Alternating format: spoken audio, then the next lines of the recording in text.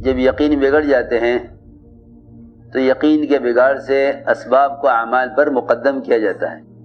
جب اسباب اعمال پر مقدم کیے جائیں گے تو اعمال کے اندر بگاڑ پیدا ہوگا.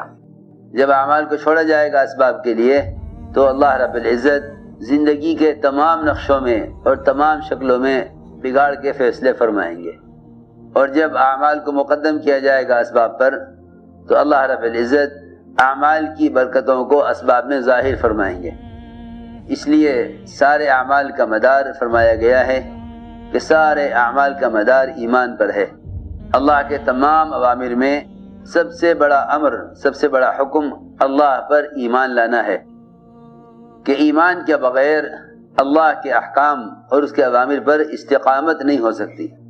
ایمان کے بغیر اللہ کے احکام پر استقامت نہیں ہو سکتی. استقامت کا مطلب یہ ہے کہ مسلمان پورے دین پر چلے حالات کے مقابلے میں.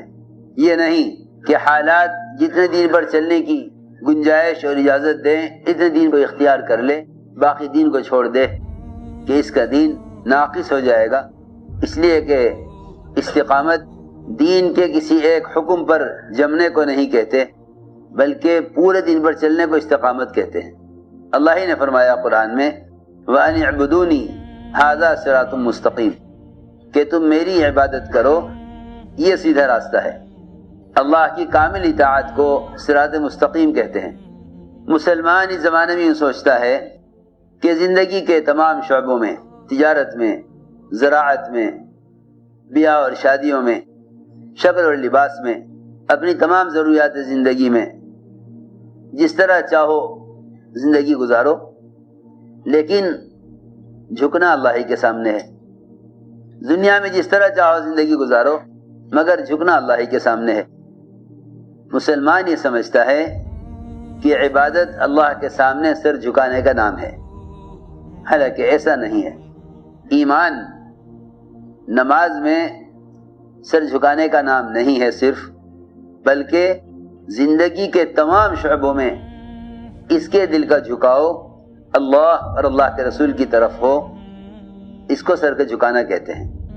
اس زمانے میں مسلمان کا خیال یہ ہے کہ زندگی کے تمام شعبوں میں جس طرح چاہو زندگی گزارو لیکن جھکنا صرف اللہ کی طرف ہے.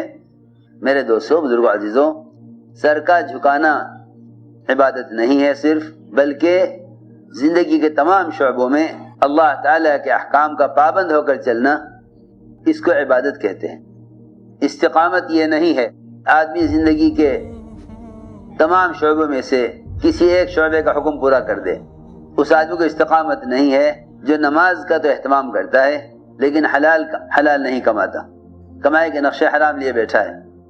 زندگی کے تمام شعبوں میں اللہ کے احکام کا پورا کرنا، اس کو استقامت فرمایا ہے.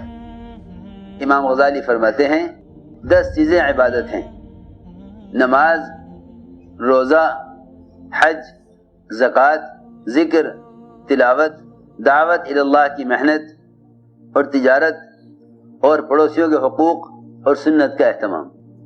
یہ 10 چیزیں امام غزالی فرماتے ہیں اگر ان 10 لائنوں کے اعتبار سے اللہ کے حکم کو پورا کر رہا ہے تو یہ آدمی عبادت کر رہا ہے. عبادت کا تصور سمٹ کر صرف نماز میں آ گیا ہے. اس لیے مسلمان زندگی کے باقی شعبوں میں آزاد ہو گیا ہے. منافقین کا مزاج یہ تھا کہ وہ موقع محل کے اعتبار سے عمل کرتے تھے. منافقین مسجد میں جماعت کی نماز میں شریک ہوتے تھے، موقع دیکھتے تھے کہ اس موقع پر صحابہ کے ساتھ اللہ کے راستے میں نکلنا موقع ہے یا نہیں ہے. اگر موقع ہوتا تو منافقین بھی ضرور نکلتے تھے، اور اگر موقع نہیں ہوتا تھا تو منافقین جھوٹے اعذار کر کے پیچھے رہ جاتے تھے. میری بات دھیان سے سننی پڑے گی بہت. اگر مسلمان دین پر چلنے میں حالات کو دیکھ کر چلے تو حالات کو سامنے رکھ کر دین پر چلنا یہ منافقین کی خصلت تھی کہ وہ دین پر چلتے تھے حالات کے اعتبار سے. صحابہ دین پر چلتے تھے حکم کے اعتبار سے. اس لیے اللہ نے فرمایا قرآن میں وَمِنَ النَّاسِ مَن يَعْبُدُ اللَّهَ عَلَى حَرْفٍ کہ ایسے بھی لوگ ہیں کہ جو اللہ تعالیٰ کی اطاعت کرتے ہیں کفر اور اسلام کے کنارے کنارے، اگر حالات اچھے دیکھتے تو آ جاتے تھے اسلام کی طرف، اگر حالات بگڑے ہوئے دیکھتے تو یہ کفر کی طرف پلٹ جاتے تھے۔ تو منافقین کفر اسلام کے بارڈر پر چلتے تھے۔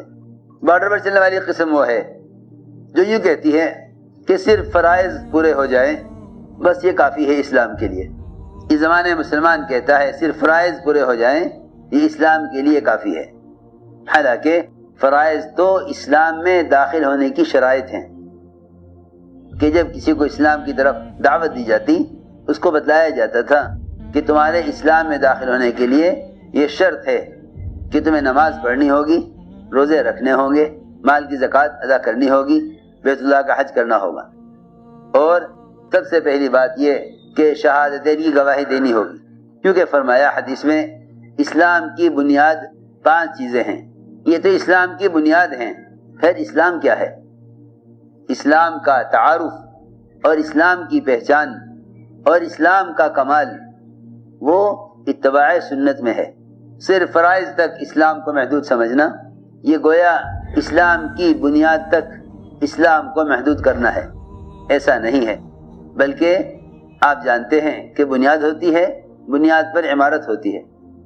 عمارت سے پہچانا جاتا ہے کہ یہ عمارت کس مقصد کے لیے ہے، یہ اسپتال کی عمارت ہے، یہ مسجد کی عمارت ہے، یہ ہوٹل ہے، یہ اسکول ہے، یہ کالج ہے۔